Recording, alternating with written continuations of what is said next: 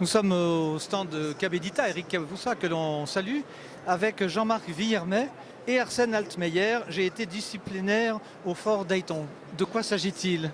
Écoutez, il s'agit d'un manuscrit que j'ai découvert vraiment par hasard en 2015, à un moment où j'effectuais des recherches en thèse. Je travaillais à l'université Savoie-Mont-Blanc sur les dynamiques territoriales et je me passionnais particulièrement en micro-histoire pour les portes de la Maurienne. Et j'étais très étonné de ne pas trouver beaucoup d'informations sur une période postérieure à la Deuxième Guerre mondiale, sur un lieu qui a pourtant fonctionné jusque dans les années 80. Et j'ai eu recours aux techniques de communication les plus élaborées de notre époque, et en l'occurrence Internet. Et en entrant un certain nombre de mots-clés sur un moteur de recherche... Vous tombez sur les textes de votre voisin de gauche? Alors, pas immédiatement, mais le mot « bagne d'Ayton » est arrivé tout d'abord. Et assez rapidement, eh bien, je suis tombé sur un site de vente par correspondance. Oui. Et le manuscrit d'Arsène Altmeyer était à ce moment-là mis en vente.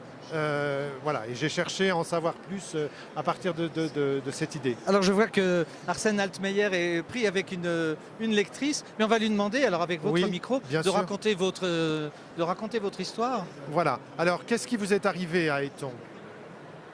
Eh bien, à Ayton, j'ai été interné en tant que disciplinaire. Vous aviez fait une grosse bêtise? Non, je m'étais déguisé en colonel et j'avais passé une inspection dans un camp. Ah oui, mais bon... Et c'était quelles années ça, les années 70? En 68. En 68? Ah oui, mais bon, ceci explique peut-être aussi cela. Oui, absolument. Et donc vous avez été bouclé, derrière les barreaux? Oui.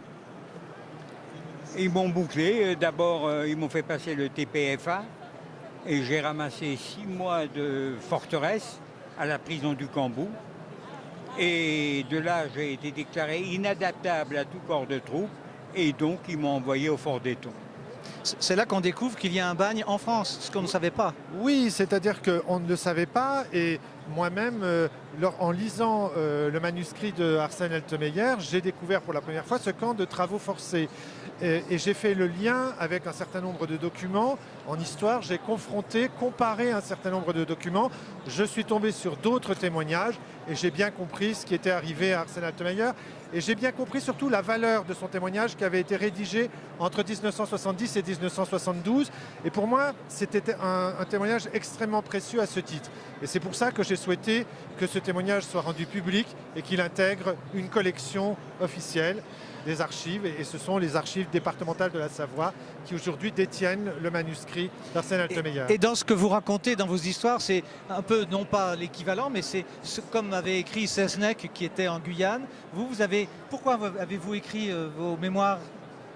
Je les ai écrites pour pouvoir laisser une trace, parce que je ne pouvais pas en parler à personne, parce que personne ne m'aurait cru. Alors donc j'ai évité toute polémique et j'en ai pas parlé. Mais vous vous êtes fait shipper ce manuscrit au moment où quelqu'un a voulu en faire un film, c'est bien ça? Non, non, c'est moi qui leur avais transmis le manuscrit pour qu'ils en fassent un film. Oui. Et il a été égaré dans un garde-meuble qu'ils n'ont jamais payé.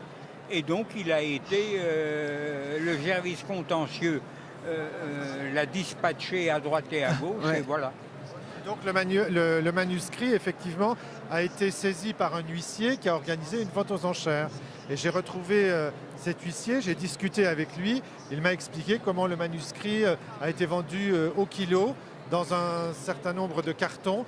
Et il s'est retrouvé à Paris, très probablement sur les quais de la Seine. Peut-être est-il passé entre des mains expertes. Et en tout cas, il avait été mis en vente par la librairie Joseph Gibert. Ah, à on Paris. est bien connu. Voilà.